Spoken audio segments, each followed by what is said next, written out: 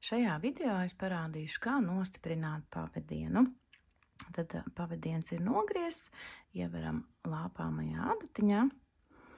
Šo valdziņu atstājam uz adāmās adatas, lai visi valdziņi ir vienādi. Ja mums šie ir atvērtie valdziņi. Un adatiņu vienkārši ieduram šeit apakšējā cilpiņā.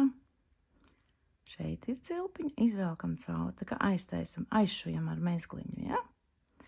Un tādu pašu mezgliņu uztaisam šeit no otras pusītes.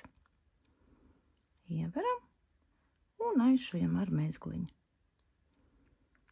Un pievelkam.